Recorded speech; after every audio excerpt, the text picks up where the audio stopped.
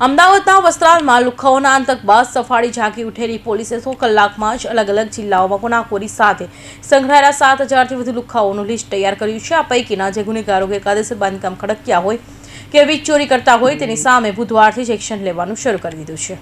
ગુરુવારે અમદાવાદ, રાજકોટ અને વડોદરા સહિતના શહેરોમાં ચુસ્ત પોલીસ બંદોબસ્ત સાથે કુખ્યાત ગુનેગારોને ખડકી દીધેલા ગેરકાયદેસર બાંધકામો પર બુલડોઝરો ફેરવી દેવાયું હતું। તંત્રની આ કામગીરી આજે પણ યથાવત રહી હતી। ત્યારે આજે રોજ વડોદરાના તાંદલજામાં, સંતોષનગરમાં રહેતી અને દારૂ સહિતની અસામાજિક પ્રવૃત્તિ સાથે સંકળાયેલી ફિરોઝા બાનુના ઘરના ગેરકાયદેસર ઓટલા પર પોલીસે બુલડોઝરો ફેરવ્યું હતું। ફિરોઝા બાનુ પર અગાઉ 5 ગુના નોંધાઈ ચૂક્યા છે। વર્ષ 2017 પહેલા પાસા પણ થઈ ચૂક્યા છે।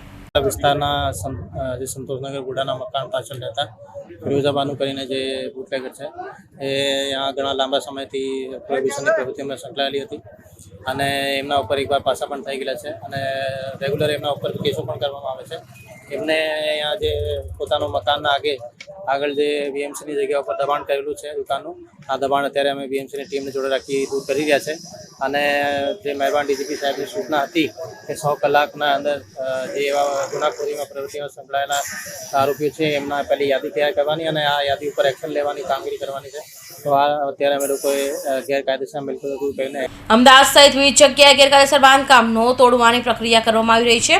શહેરના સૌથી પોસ્ટ વિસ્તાર ગણાતા અને કરોડપતિ આરોપી એવા ગિરીશ ઉર્ફે ટોમી પટેલના અમદાવાદના સિંધુ ભવન રોડ પર આવેલા ગેરકાયદેસર બાંધકામ તોડવા માટેની નોટિસ મ્યુનિસિપલ કોર્પોરેશન દ્વારા આપવામાં આવી છે।